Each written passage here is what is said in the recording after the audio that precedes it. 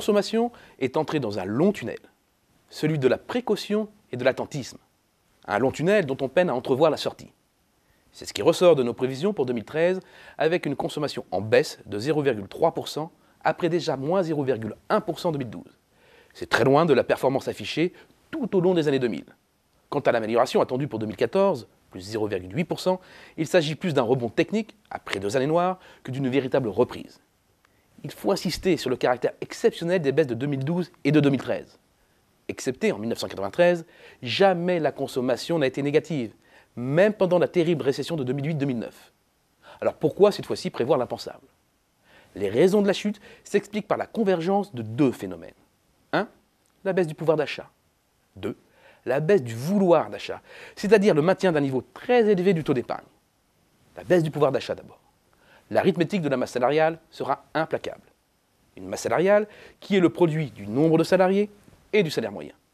Ce sont les 2 premières variables à analyser. Alors, les dernières données disponibles sur le marché du travail ne sont pas franchement encourageantes. Au 3e trimestre, les destructions d'emplois dans les secteurs marchands non agricoles ont été massives.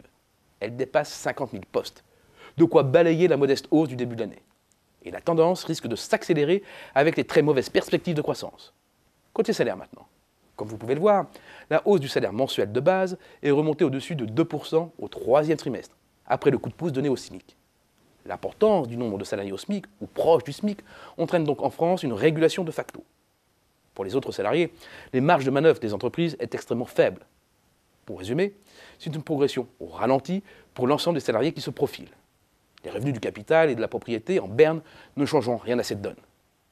Blocage des ressources d'un côté, les ponctions fiscales et inflationnistes de l'autre. Une inflation qui rogne les revenus des ménages.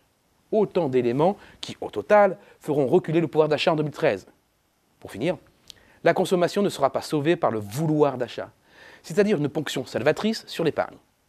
Les hauts revenus, fortement impactés par les hausses d'impôts, vont certes puiser sur leurs réserves, mais cet effet sera neutralisé par l'épargne de précaution de la classe moyenne face à la flambée du chômage.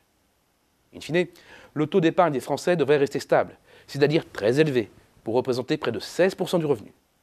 Revenu stable, charge plus lourde, inflation modérée, mais proche de 2%, et taux d'épargne constant. Voilà les grands traits de notre scénario. Un scénario d'ère glaciaire pour la consommation.